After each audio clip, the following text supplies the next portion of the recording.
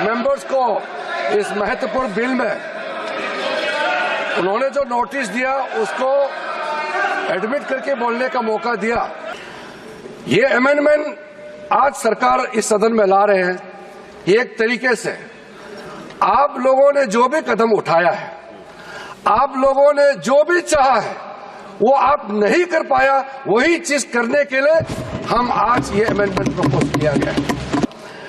और दूसरी बात, इसमें हम लोग सब चुने हुए प्रतिनिधि हैं। मैं अपना बात तर्क रखने से पहले ही बताना चाहता हूं, इस बिल का समर्थन कीजिए, करोड़ों लोगों का दुआ मिलेगा।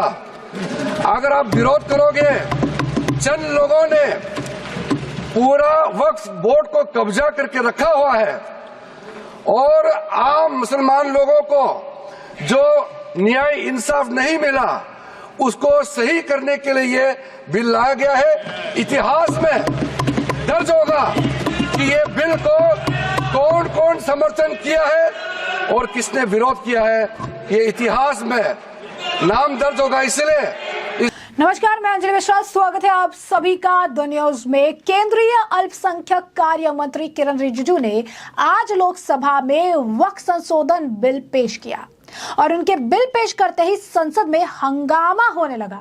इस बिल का Congress, Sapa, NCP, AIMIM, TMC, CPIM, IUML के आरएसपी ने विरोध किया, तो वहीं जदयू और टीडीपी ने इसका समर्थन किया। और साथ ही साथ यह भी कहा जा रहा है कि इन पार्टी के जो विपक्ष की पार्टी के नेता है वो भी दबी जुबान से इस जो है बिल का समर्थन कर रहे थे, लेकिन फ्रंट पे आके उस बिल का समर्थन नहीं कर रहे हैं। और इस बात का खुलासा खुद किरण रिजिजू द्वारा जो है किया गया है। अब ऐसे में इसको लेकर हंगामा हो रहा था, कहा जा रहा था कि ये बिल जब पेश किया जाएगा तो काफी परेशानी होगी, काफी हंगामा हो जाएगा, जो है देश जलने लगेगा। कई तरह की बयानबाजी की गई थी कि ऐसा ठीक नहीं होगा, हम इसका विरोध करेंगे, कई तरह की बातें की गई। लेकिन विपक्ष के मंसूबों पर पूरी तरीके से पानी फिर गया, क्योंकि दबी जुबान में भी जिस तरीके का समर्थन इस बिल को देखने के लिए मिला, इस बात से स्पष्ट था कि जल्द ही इस बिल में बड़ा संशोधन जो है देखने के लिए मिलेगा। अब ऐसे में आपको बता दें कि किरण रिजिजू ने इस मामले को लेकर, यानी इस बिल को लेकर जो उन्होंने इंट्रोड्यूस किया, जिसे लेकर हंगामा हो रहा, जब उनको बोलने का मौका मिला तो उन्होंने कहा कि वक्फ एक्ट में पहले भी संशोधन हुए हैं, हम सच्चर कमेटी की रिपोर्ट के आधार पर बदलाव कर रहे हैं। इस कमेटी में कांग्रेस जो है, कमेटी को कांग्रेस ने ही बनाया था। बाद में केंद्रीय मंत्री रिजिजू ने कहा कि इस विधेयक से किसी भी धार्मिक संस्था की स्वतंत्रता में कोई हस्तक्षेप नहीं होगा, किसी के अधिकार छीनने की बात तो भूल जाइए। यह विधेयक उन लोगों को अधिकार देने के लिए लाया गया है जिन्होंने कभी अधिकार नहीं मिला। उन्होंने आगे कहा, इस विधेयक से संविधान का उल्लंघन नहीं हो रहा, जिन्हें हक नहीं मिला उन्हें हक देने के लिए कदम उठाया जा रहा, किसी धर्म में दखल नहीं दिया जा रहा, विपक्ष की सारी आशंकाएं दूर की जाएगी। इस विधेयक का समर्थन करिए, करोड़ों लोगों की दुआएं मिलेगी। जी हाँ, बिल्कुल सही सुना आपने। यहाँ पर किरण रिजिजू कह रहे थे कि इस बिल का समर्थन करिए, आपको करोड़ों लोगों की दुआएं भी मिलेगी। यही नहीं, आपको बता दें कि सूत्र के हिसाब से तो एक बड़ी अपडेट ये भी है, आपको बता दें कि इसे लेकर जो पोस्ट भी किए जा रही हैं, हर्षवर्धन त्रिपाठी ने भी इस वाकया को लेकर क्या लिखा है, उन्होंने लिखा है कि किरण रिजिजू ने वक्फ बोर्ड अमेंडमेंट बिल पर गजब बोला। सारे तथ्य रखने के बाद ये कह दिया कि कई सांसद ने आकर मुझे कहा है कि हम इसका समर्थन कर रहे हैं, पार्टी की वजह से विरोध करेंगे। मैं उनका नाम बताकर उनका राजनीतिक करियर नहीं खत्म करना चाहता। यानी देखिए कि उन्होंने किरण रिजिजू के उस बयान को हाईलाइट किया है जहां पर किरण रिजिजू ने ये कहा कि कई सांसद जो है उनके पास आए, उन्हें ये कहा कि वो इसका समर्थन करते हैं, लेकिन पार्टी की वजह से मजबूरी है, उन्हें विरोध करना पड़ेगा। और उन्होंने इसी वजह से कहा कि मैं उनका नाम नहीं बताना चाहता, क्योंकि अगर उसका नाम बता दिया तो उनका राजनीतिक करियर खत्म हो जाएगा। यानी विपक्ष के भी सांसदों का मानना है कि इस बिल में संशोधन की बहुत ज्यादा जरूरत है। क्या कह रहे थे किरण रिजिजू इस दौरान, जरा विस्तार से सुनिए। इस सदन के मेंबर्स को इस महत्वपूर्ण बिल में उन्होंने जो नोटिस दिया उसको एडमिट करके बोलने का मौका दिया। सबसे पहले तो मैं इनका नोटिस क्यों स्टैंड नहीं करते हैं और जो भी पॉइंट्स उन्होंने यहां ऑब्जेक्शन के तौर पर रेज किया, यहां उसको एडमिट क्यों नहीं करना चाहिए, मैं संक्षेप में बताना चाहता हूं। उसके बाद जितने भी इश्यूज आज यहां उठाए गए हैं उसको मैं आपके अनुमति से विस्तार से एक एक पॉइंट का मैं जवाब देना चाहूंगा। और मैं ये मानता हूं, विश्वास है कि मेरे बात को ध्यान से सुनने के बाद अंत में इन्होंने जो भी आशंकाएं व्यक्त किए हैं या गलत तरीके से यहां बातें बताया गया है, सब चीज को मैं दूर करूंगा। और मैं सिर्फ उम्मीद ही नहीं, यकीन है कि इस बिल के बारे में सब कुछ जानकारी प्राप्त करने के बाद इस हाउस के जितने मेंबर्स हैं सब इस बिल को समर्थन जरूर करेंगे। सबसे पहले अध्यक्ष महोदय जी, इन्होंने कॉम्पिटेंसी का मुद्दा यहां उठाया। मैं पूरे जिम्मेदारी के साथ आपके माध्यम से सदन को बताना चाहता हूं, इस बिल में जो भी प्रावधान है आर्टिकल 25 से लेकर के 30 तक किसी रिलीजियस बॉडी का जो फ्रीडम है उसमें कोई हस्तक्षेप नहीं किया जा रहा है, ना ही संविधान का किसी भी अनुच्छेद का इसमें उल्लंघन किया गया है। और अब सुप्रीम कोर्ट का एक केस का मैं हवाला देना चाहूंगा, Brahmachari versus state of West Bengal. इसमें सुप्रीम कोर्ट ने क्लियरली रिलीजियस डिनोमिनेशन के बारे में रूलिंग दिया गया है और उस रूलिंग के तहत Waqf board doesn't fall within the purview of article 25 and 26 of the constitution of India. दूसरा सर, इसमें हमने जो ब्रॉड बेस किया है, किसी का हक छीनना तो बात छोड़ दीजिए, जिनको हक नहीं मिला है उनको हक देने के लिए ये बिल लाया गया है। इसमें महिलाओं के लिए, बच्चों के लिए और मुसलमान समाज में जो पिछड़े हैं, जिसको आज तक कभी मौका नहीं मिला, जिसको दबा के रखा हुआ है, उनको जगह देने के लिए ये बिल लाया गया है। और सर, संविधान के कंकरेंस लिस्ट एंट्री नंबर 10 और 28 में आज के जो विषय हम लोग चर्चा कर रहे हैं वो एंट्री 10 और एंट्री 28 में ये कंकरेंस लिस्ट में है। इसलिए ये पूरा लेजिस्लेटिव कॉम्पिटेंस इस सदन के पास है, भारत सरकार के पास है, इस सदन में ये बिल पेश करने का। अध्यक्ष महोदय जी, जैसे मैंने कहा है, सबका पॉइंट्स को मैंने नोट भी किया, बहुत अच्छी तरह से सबका कंसर्न को भी हमने नोट किया है। मैं बारी बारी से कहना चाहता हूं, सबसे पहले तो सर, ये वक्फ अमेंडमेंट बिल ये पहली बार इस सदन में पेश नहीं किया गया है। अंग्रेजों के जमाने से लेकर के उससे पहले का लंबा इतिहास में मैं नहीं जाना चाहता हूं, लेकिन आजादी के बाद सबसे पहले ये एक्ट लाया गया है। 1954 में सबसे पहले ये एक्ट लाया गया था। उसके बाद कई अमेंडमेंट हुए सर। काफी अमेंडमेंट होने के बाद, मैं पूरा इतिहास में नहीं जा रहा हूं, लेकिन जो अमेंडमेंट आज हम लाने जा रहे हैं इस सदन में, वो वक्फ एक्ट 1995, जिसको 2013 में अमेंडमेंट ला करके इस पूरा जो वक्त का पर्पस, इंटेंशन और जिसके उम्मीद में लोगों का सालों तक था कि इस अमेंडमेंट जो लाया इससे कुछ फायदा मिलेगा, उसको उल्टा करके 2013 में ऐसा प्रावधान डाला गया था जिसके वजह से आज ये अमेंडमेंट लेकर के हमको यहां सदन में आना पड़ रहा है।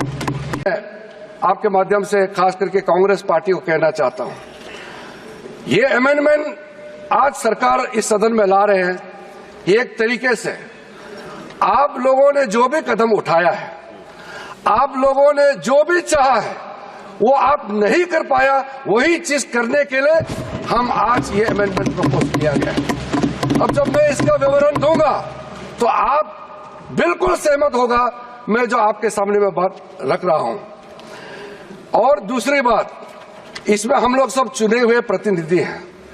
मैं अपना बात तर्क रखने से पहले ही बताना चाहता हूं इस बिल का समर्थन कीजिए, करोड़ों लोगों का दुआ मिलेगा।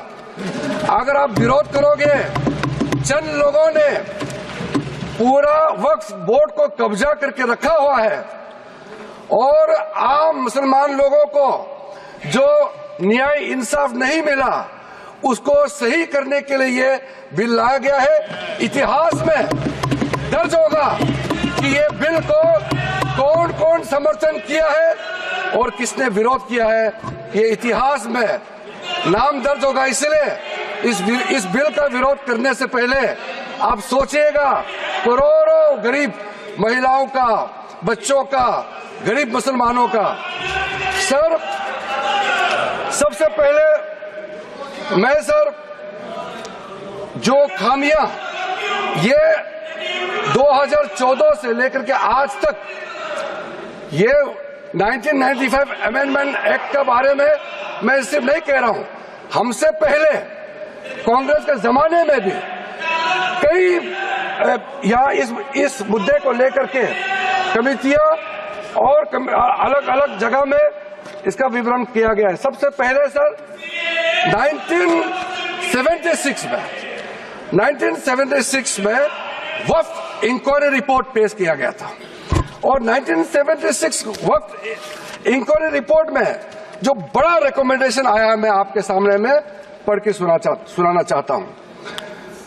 1976 वक्फ इंक्वायरी रिपोर्ट में कहा गया है सारा वक्फ बोर्ड्स जो है मुतवालिस के कब्जे में चले गए हैं, उसको डिसिप्लिन करने के लिए प्रॉपर कदम उठाया जाना चाहिए।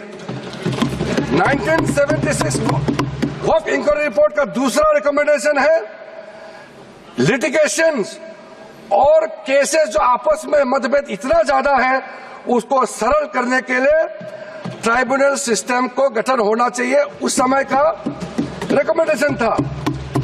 फिर उसने तीसरे पॉइंट ये कहा कि ऑडिट और अकाउंट्स, वक्फ बोर्ड में ऑडिट और अकाउंट्स का तरीका प्रॉपर नहीं है, उसका पूरा प्रबंधन होना चाहिए, ये उस समय का रिपोर्ट ने कहा गया है। और आखिरी में it recommended the reforms in the category of waqf alal aulad, बच्चों के लिए जो हम वक्फ देते हैं उसको सुधार लाना चाहिए, ये 1976 का रिपोर्ट में कहा गया है। उसके बाद सर जो हम आज थोड़ा विस्तार में जिसको मैं बताना चाहता हूं, दो कमेटियों के बारे में। ये दो कमेटी कांग्रेस के समय में ही बनाया गया था। सबसे पहले high level committee under justice Rajendra Sachar, ये सर 9 मार्च 2005 में गठन किया गया था, यूपीए का सरकार आ चुके थे और ये स्पेसिफिक मुसलमानों के लिए, उनके वेलफेयर के लिए ये गठन हुआ। और सच्चर कमेटी का जो रिपोर्ट है ये हम सब मालूम है, मैं सिर्फ रेलेवेंट पोर्शन आज इस सदन में बताना चाहता हूं। सच्चर कमेटी का जो पहला रिकमेंडेशन है इसमें कहा गया है एनुअल इनकम जितना वक्फ बोर्ड का प्रॉपर्टीज है 4.9 लाख रजिस्टर्ड वक्फ प्रॉपर्टीज, ये सिर्फ 163 करोड़ ही आमदनी जनरेट होता है, ये किसी भी रूप से जस्टिफाई नहीं किया जा सकता है। और इसको एफिशिएंट तरीके से, मार्केट तरीके से, जिस तरीके से मैनेज होना चाहिए सारा वक्फ प्रॉपर्टी को, अगर सही माने में उस समय उन्होंने कहा उस सच्चर कमेटी ने, तो उस समय 12,000 करोड़ रुपया पर एनम मिलता है और उस समय जनरेट हो रहा था 162 करोड़।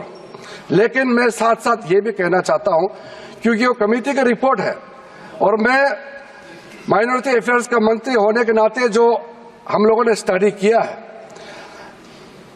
टोटल 8,72,320 वक्फ प्रॉपर्टीज हमारा जो वामसी जो पोर्टल है उससे पूरा डिटरमिन नहीं किया जा सकता है, लेकिन उसका मार्केट वैल्यू सच्चर कमेटी ने जो कहा है उससे कई गुना अधिक होने का संभावना है। ये एक आम अंडरस्टैंडिंग की बात है, सबको मालूम है वक्फ के पास कितना प्रॉपर्टी है, वक्फ बोर्ड के पास, और कितना आमदनी है। दूसरा सर, सचर कमेटी का रिकमेंडेशन। सचर कमेटी ने, आप यूपीए का समय में ही आपने कमेटी का रिपोर्ट एक्सेप्ट किया, उसमें कहा गया कि अभी जो मौजूदा वक्फ बोर्ड है उसको ब्रॉड बेस किया जाना चाहिए। जो लोग मेंबर होते हैं, जो लोग इस कमेटी में, जिस वक्फ बोर्ड में है, उससे काफी नहीं है, इसलिए इसका ब्रॉड बेस होना चाहिए, रिप्रेजेंटेशन ज्यादा होना चाहिए। ये सचर कमेटी का रिपोर्ट का पहला नंबर पॉइंट। इसमें सर दो महिला सेंट्रल वक्फ काउंसिल और स्टेट वक्फ बोर्ड में होना चाहिए, ये भी सचर कमेटी का ही रिकमेंडेशन है। सेक्रेटरी जो होते हैं सेंट्रल वक्फ काउंसिल का, वो joint secretary level government of India का उस स्तर का ऑफिसर होना चाहिए। उसमें अंडर सेक्रेटरी का जूनियर ऑफिसर लेवल जो बनाया है, उसको आप रैंक को ज्वाइंट सेक्रेटरी लेवल तक उसको उठाना चाहिए। ये उसी कमेटी का रिपोर्ट में आया है। और जो स्टेट में वक्फ बोर्ड है उसमें क्लास 1 ऑफिसर होना चाहिए। सचर कमेटी ने सीधा सीधा ये कहा है कि प्राथमिकता महिलाओं और बच्चों को दिया जाना चाहिए। हम आज का जो बिल आपके सामने में पेश कर रहे हैं, ये उसी सचर कमेटी का रिपोर्ट के अनुसार 100% हम यहाँ आपके सामने में लाया जा रहा है। और आपको तो खुश होना चाहिए, ये कमेटी आपने बनाया सर। हमने करके दिखाया सर, ये सर हमने शांति से इनकी बात सुना। अध्यक्ष महोदय जी, ये सीनियर मेंबर है, इस तरह से बीच बीच में उठ के बोलना ठीक बात नहीं है, आपको तो नियम मालूम है। सर, दूसरा कमेटी ज्वाइंट पार्लियामेंट्री कमेटी, जो ज्वाइंट पार्लियामेंट्री कमेटी कॉन्स्टिट्यूट किया गया है, जिसका अध्यक्षता के रहमान खान जी, उस समय कैबिनेट मिनिस्टर भी रहे, माइनॉरिटी अफेयर्स मिनिस्ट्री का भी मंत्री रहा है, उनके डिप्टी स्पीकर भी रहा, डिप्टी चेयरमैन राज्यसभा में रहा है, और उन्हीं के अध्यक्षता में पूरा पार्टी के सदस्य हमारा भारतीय जनता पार्टी से भी मेंबर थे। उस जेपीसी में सर सीधा वक्फ बोर्ड के बारे में कहा गया है, कोई इंफ्रास्ट्रक्चर ठीक तरीके से नहीं है, वहां मैन पावर टोटली इनसफिशिएंट है, इनकम्पिटेंट है, और फंड इतना कम है, सही मैनेज नहीं किया गया है। इस तरीके से वक्फ बोर्ड नहीं चल सकता है। तो जैसे कि आपने सुना, उन्होंने काफी जो है तीखी प्रतिक्रिया भी दी, तो विपक्ष की बोलती भी बंद कर दी और ये भी कहा कि ये किसी के अगेंस्ट नहीं लाया जा रहा है, ये उन लोगों को हक देने के लिए लाया जा रहा है जिन लोगों को हक ही नहीं मिला। ये उन लोगों के लिए लाया जा रहा है जिन लोगों को आज तक कुछ चीज़ों से, कुछ अगर आप कहेंगे कि फैसलों से, कुछ हक से वंचित रखा गया था। और उन्होंने ये भी कहा कि इस बिल का समर्थन करिए तो करोड़ों लोगों की दुआएं भी मिलेगी। यही नहीं, जैसा कि हमने आपको बताया कि जदयू और टीडीपी ने भी इस बिल का खुलकर समर्थन किया। तेलुगु देशम पार्टी के सांसद जीएम हरीश बालयोगी ने कहा कि यह बिल मुस्लिमों और महिलाओं के हित में है, इसे वक्फ बोर्ड में पारदर्शिता के लिए लाया गया है, यानी साफ तौर पर वक्फ बोर्ड में किसी तरीके की अनियमितता ना हो, वक्फ बोर्ड में किसी तरीके से आप कह सकते हैं कि कोई गलत तरीके से काम ना हो। इस वजह से इस बिल में अमेंडमेंट करना, इस बिल में जो है चेंजेस करना ज़रूरी है, इस वजह से इसे लेकर आया गया है। और ये किसी के अगेंस्ट नहीं है। अब जैसा कि किरण रिजिजू भी कह चुके हैं कि हम पहली बार इस तरीके से नहीं हो रहा है कि हम किसी एक्ट में कुछ बदलाव कर रहे हैं, कुछ अलग लेकर आ रहे हैं। कांग्रेस के काल में भी बदलाव किए गए हैं, पहले भी कई सारे अमेंडमेंट किए गए हैं। और यही नहीं, कई सारे नेता, कई सारे जो अगर आप कहेंगे इमाम, मौलवी भी इस बात को मानते हैं कि वक्फ बोर्ड में समय समय पर संशोधन किया गया है। तो ये पहली बार नहीं है जब संशोधन की बात की जा रही है, ये पहली बार बार नहीं है जब संशोधन के लिए आगे प्रस्ताव रखा जा रहा है, ये कई बार हो चुके हैं। इस वजह से अब कदम जो है बढ़ाए जा रहे हैं। तो इसमें कोई दो राय, कोई अलग बात जो है देखने के लिए नहीं मिल रही है। इसी वजह से रिजिजू भी कह रही है कि इस बिल का समर्थन करना चाहिए। इस बिल से लोगों को फायदा होगा, मुस्लिम समुदाय को फायदा होगा। ये किसी के नुकसान के लिए नहीं बनाए गए हैं, किसी के धर्म में अड़ंगा लगाने के लिए नहीं बनाए गए, किसी धर्म के खिलाफ के लिए नहीं बनाए गए हैं, या पर्टिकुलर किसी संस्था के लिए भी उसके खिलाफ में नहीं बनाया गया है। ये बनाया गया है सबके हितों को देखते हुए, ये बनाया गया है जिनको हक नहीं मिला है उनको हक देने के लिए, और ये बनाया गया है ताकि पारदर्शिता जो है वो जरूर रहे।